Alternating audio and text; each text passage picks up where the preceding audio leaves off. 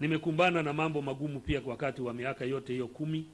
Huwezi kuongoza nchi miaka 10 usipambane na mambo magumu, lakini kupambana na mambo magumu ndio kukomaa, au sio? Ndio. Nakumbuka ajali ya MV Bukoba na ajali ya train Dodoma, nipambana na yale mambo.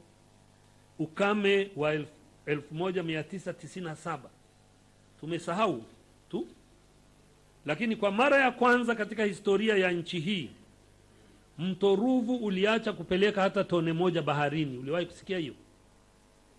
Balozi zilianza kuondoa watu wao na zingine zilitishia kufunga kwa sababu Dar es Salaam si salama wakati huo.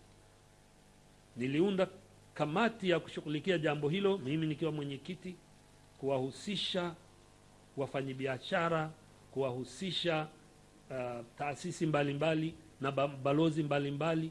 Tulichimba visima, kama nakumbuka, Dar es Salaam zaidi ya visima 300. Ndio wananchi wa Dar es Salaam wakapata maji kidogo ya kujisitiri. Ndio. Haya ni mambo magumu ambayo mtu unapambana nayo, yanakukomaza kwenye uongozi. Mvua za El Nino zikafuata mara baada ya hiyo. Naikumbuka ile? Kilosa reli ilitupwa mtoni kwa kama kilomita 5 hivi. Tupwa kabisa mtoni. Bahi reli ilizama kwa kilomita karibu 15. Ilihamishwa. Ndio. Ulikuwa ukipita kwa ndege au kwa helikopta, ile mbuga yote ya Shelui ile ilikuwa ni malori yamepangana na hayatoki. Ilikuwa hali ya hatari, lakini tulijikwamua katika hali ile kwa nguvu zetu, kwa kutumia uwezo wote ndani ya nchi, hasa wanajeshi wetu na kadhalika.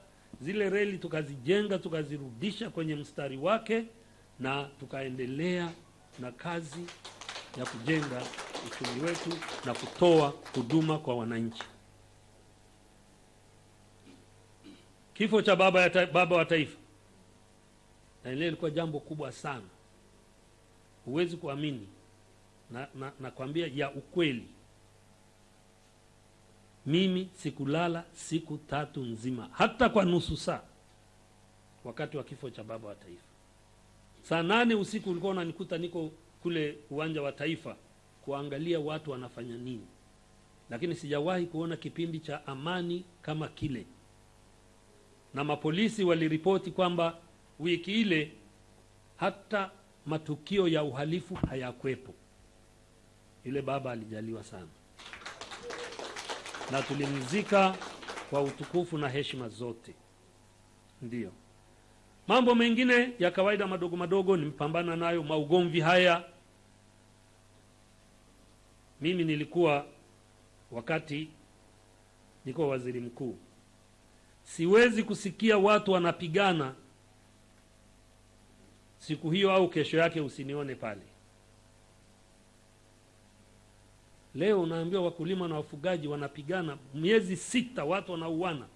Inawezekanaje?